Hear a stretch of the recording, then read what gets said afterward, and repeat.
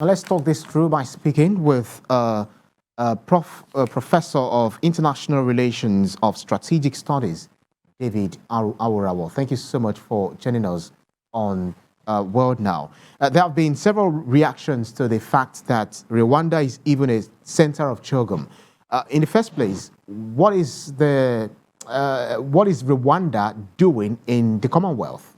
That is an interesting question because all the other Commonwealth countries have some link to Britain one way or the other, either as a former colony or territory, having some link one way or the other. Of the 54 member countries that make up the Commonwealth, Rwanda is the only country that doesn't have any such tie. When Rwanda joined the Commonwealth a decade or so ago, over a decade ago, there were concerns, regarding what the Commonwealth wants to become. That the Commonwealth will become unwieldy, and then the focus will become undefined if countries like Rwanda were allowed to join.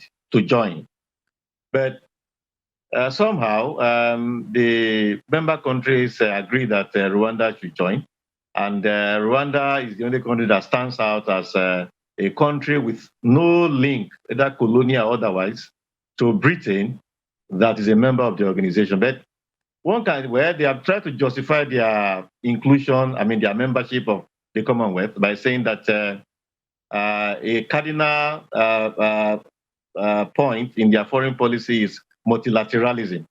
And however that can be achieved through the instrumentality of international organizations, they are willing to do so. Yeah. And so Rwanda is odd, but is a member, and of course is hosting this year's Commonwealth Heads of Government meeting.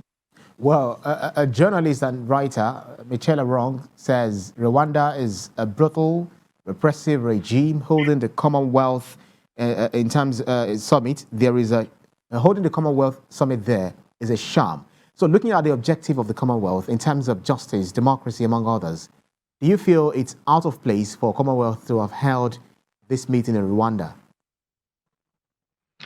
Yeah, it is not very neat, really, and that the human rights, the poor human rights records of Rwanda is not new.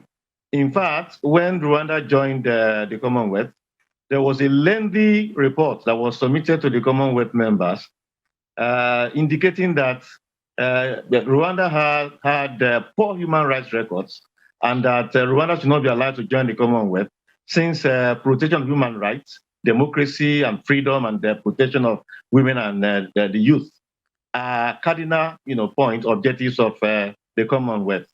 But somehow the members overlooked all that and admitted Rwanda.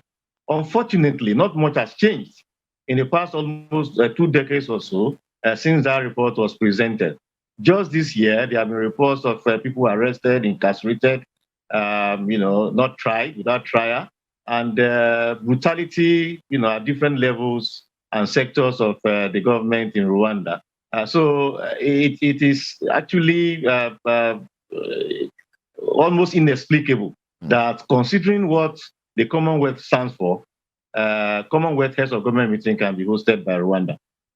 Well, the Commonwealth meeting has only lasted 3 days, but looking at the unprecedented duration it's meant to last for, that's a week, how relevant and pertinent are the issues to be addressed by the Commonwealth to our current challenges and realities? Yeah, that is the aspect that is very interesting and timely, really. The theme focuses on transformation, on innovation, together facing the future. Those are the key issues in this year's theme. And they have, 5 sub-themes: the youth, ICT and innovation, things that in the environment, challenges that the global system now faces. So considering regarding the theme and the issues that have been applying for the Commonwealth to discuss and cooperate on and find solutions to, they are very timely because they are issues that concern mankind. in contemporary times. The theme itself has to do with innovation, facing the future together, cooperating to tackle contemporary challenges facing mankind. Those are issues that we're interested in, and those are issues that if the meeting goes well, we expect that will help to advance the cause of humanity.